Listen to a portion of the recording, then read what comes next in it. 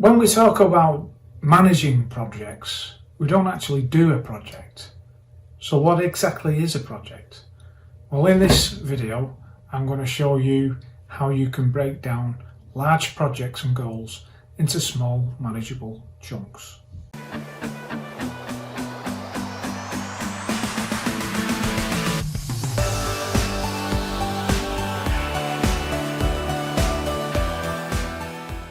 Welcome to my channel. I'm Mike. I'm so pleased you could join me.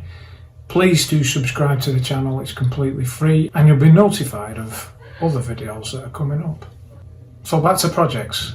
I would describe a project as a group of similar actions that, when performed, help you move towards an achievable outcome. So this broad description, you could describe anything from a tyre being replaced to building a bridge, which is not particularly helpful. If instead we think of our outcome as first, we can decide whether it can be achieved with one action or with more than one action. Now, many times procrastination arises because the particular task that we keep putting off isn't actually a task, but it's a project. So therefore, we're performing our daily into empty routine. We should really analyse each item to see if it's actually a project. So here's an example. One day you're going through your cold call telephone list and you realise that you might actually be better off with a script. So you write in your notepad, write telephone sales script as a to-do item. Then when you come to process this entry at your daily review, you then transfer this to your to-do list. But this is where it stays. And every time you have some discretionary time, you come to this entry on your list and you flinch. You just can't face doing it. Procrastination has struck. Now, the reason that you're numb to this task is that it isn't a task, it's a project, and you need to treat it as a project. So here is a following simple procedure to go through with to-do items like this and break them down into lovely little manageable chunks that you will love to do. Step 1. What is the purpose? Why are you doing this task? Every project needs a purpose, so why should you start it? This should be your first question. Why should you spend time or energy on this project? Well, let's take our example of the sales script. You write down all the reasons for starting this project. What will you gain? In this example, having a script would mean that your calls would be consistent. You could track your success rate and tweak the script to see if you can get better results. Ultimately, your sales will improve, which means more commission and cash in your pocket, more job satisfaction, better results for your company, more job security for the other people in the company. Result, happiness all round. So we can proceed with this project. It seems like a worthwhile thing to do. But what if you can't come up with a compelling reason to proceed with the project? Well, you should just stop. You should just stop there and remove the project from your list. So that's the first step, your reason why. Your next step is, what exactly is the outcome? And to get to that, you need to ask the question, what are you trying to achieve? What is the outcome? You should be as specific as you can with this. What are the tangible results that you'll gain? For instance, let's go back to the telephone script example. The outcome would be that you use a written script for all your cold telephone canvassing calls. Usually, something quite amazing happens at this stage. Just through the action of writing down the purpose, the why, and what the specific outcome is, your creative juices start to flow. Once the ideas start to flow, you should get them written down. And that brings us to step number 3. And this is the use of mind maps. So step number 3 is mind maps. Mind maps are great for getting ideas down and seeing the links between different items. And there are loads of good mind mapping software tools out there.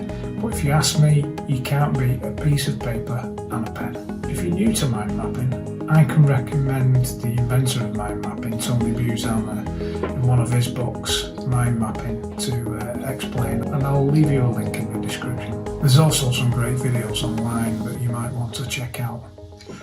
So once you have your mind map, you can start to make associations between the links. A certain area is linked to others. Again, a picture is worth more. The branches and sub-branches are then actually individual tasks that you can do. So once you've done your mind map, that brings us to the next step, step number 5. And I use post-it notes for this step.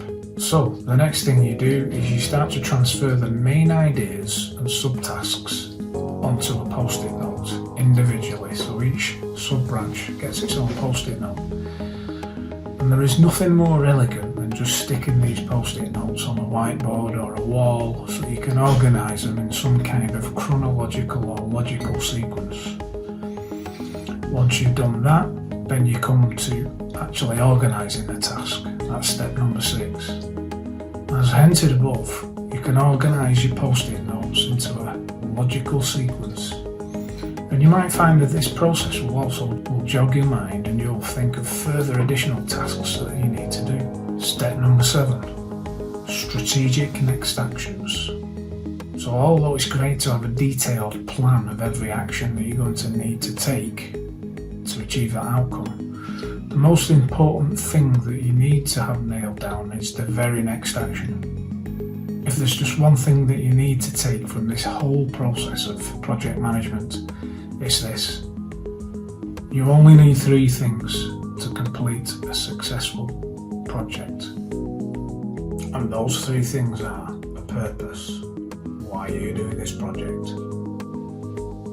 2, a specific defined outcome. And then 3, a next action, as I've called a strategic next action, or SNA.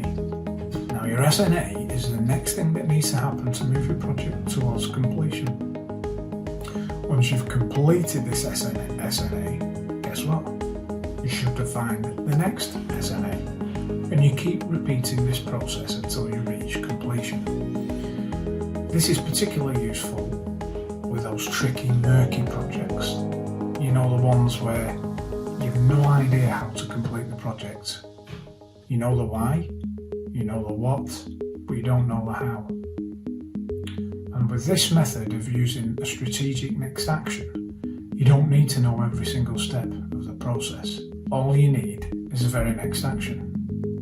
A good example would be setting up a business. Now, I've read a huge amount of business literature over the years, and one thing I can tell you about successful entrepreneurs is they don't have a clear, detailed plan. They do have a clear objective, usually a deadline, and a very good, compelling reason why they want to do that project.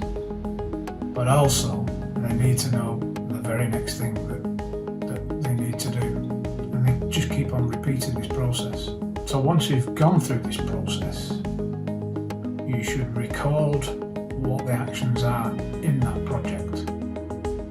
Now, you might not have a detailed plan, but it is useful to collect as many of those smaller actions in one place. So for this reason, I recommend you have a simple list, a project task list. It could be as simple as a sheet of paper with the name of the project on the top and the outcome, followed by the list of next actions that you need to take. And you can fill out one of these for each project that you have. And the beauty of this is that you can add to it and remove it.